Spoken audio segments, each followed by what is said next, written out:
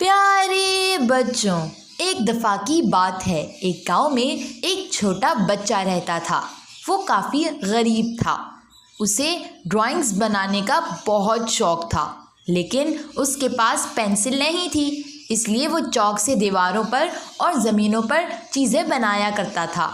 اسے یہ سب کرنے میں بہت مزہ آتا تھا اور وہ کافی اچھی اچھی چیزیں بناتا تھا۔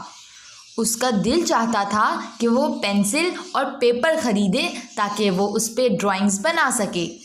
وہ لوگوں کے سامنے پیاری پیاری تصویر بناتا اور لوگوں سے پیسے لے لیا کرتا تھا۔ وہ ہمیشہ یہ سوچتا تھا کہ ایک نہ ایک دن وہ ضرور پینسل لے گا۔ میرے پاس کافی پیسے جمع ہو گئے ہیں، لوگوں نے مجھے اچھے پیسے دیے ہیں۔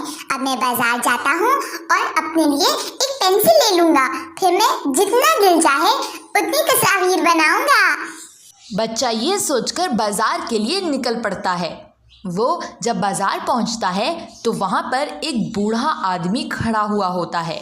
جب وہ بوڑھا آدمی بچے کو آتا ہوا دیکھتا ہے تو وہ کہتا ہے، پیارے بچے، کچھ کھانے کے لیے دے دو، میں کب سے بھوکا ہوں، میرے پاس پیسے نہیں ہیں۔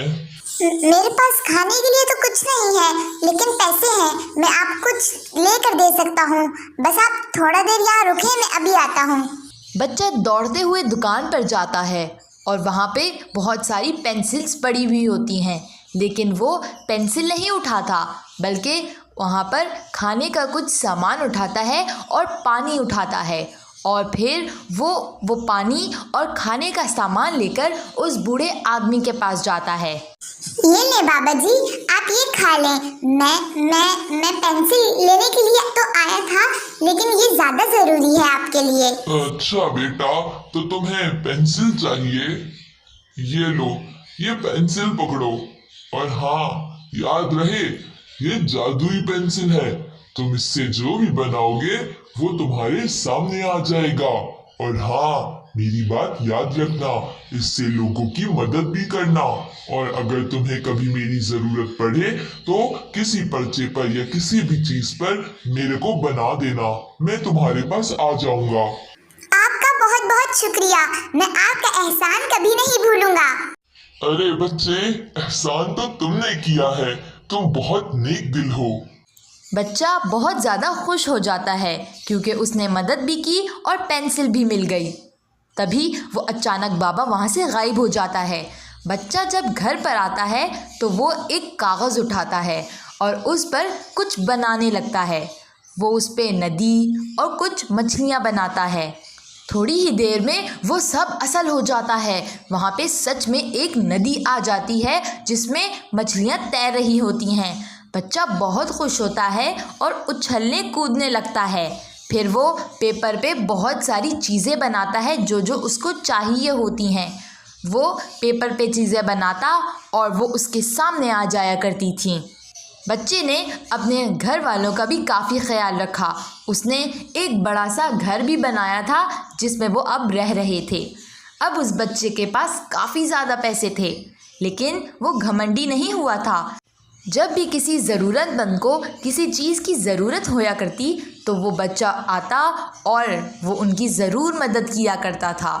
وہ ان کو کھانے کی چیزیں دیتا، جو چیزیں استعمال میں ہوتی ہیں وہ دیتا، اور وہ آدمی بہت خوش ہو جایا کرتے تھے۔ ایک دن ایک بوڑھا آدمی سامان سر پہ اٹھائے جا رہا تھا۔ یہ انکل کتنی محنت کر رہے ہیں، میں ان کے لیے ایک گاڑی بنا دیتا ہوں جو بھینسوں سے بندھی ہوئی ہوگی، جس پر یہ آرام سے اپنا سامان ڈال کر آرام سے بازار لے جائیں گے۔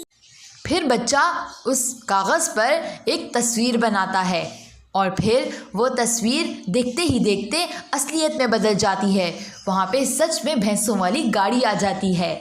پھر وہ آدمی اپنا سارا سامان اس پر ڈالتا ہے اور چل دیتا ہے۔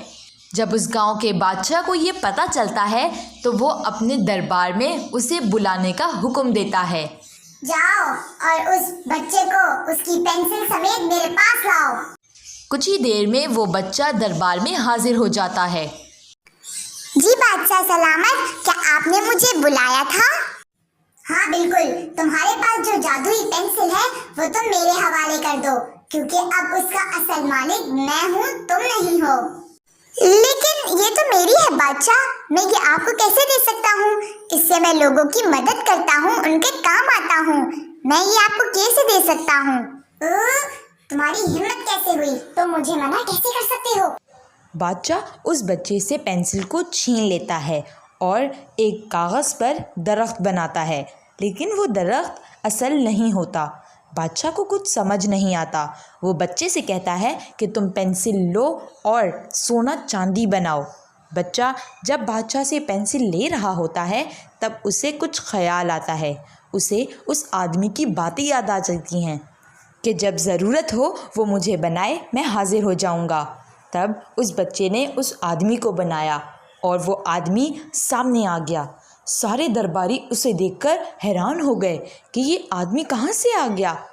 बादशाह ने जब उस आदमी को देखा तो वो काफ़ी ज़्यादा हैरान हो गया। तुम एक लालची बादशाह हो, तुम्हारे पास सब कुछ है, लेकिन फिर भी तुमने लालच की और इस बच्चे से पेंसिल छीनी। लेकिन याद रहे, ये पेंसिल सिर्फ उन्हीं के लिए है जिनके अंदर सलाहियत होती है। तुम में कोई सलाहियत नहीं है, तुम पे ये पेंसिल काम नहीं करेगी। बादशाह को अपनी गलती का एहसास होता है। वो माफ़ी मांगता है उस आदमी से और कहता है कि अब वो लालच नहीं करेगा। जब आदमी वहाँ से गायब हो जाता है तब बादशाह बच्चे को बुलाता है और उससे माफ़ी मांगकर उसको उसकी पेंसिल वापस कर देता है। तो प्यारे बच्चों, जादुई पेंसिल की ये कहानी आपको कैसी लगी मुझे कमेंट्स में ज़रूर बताइएगा।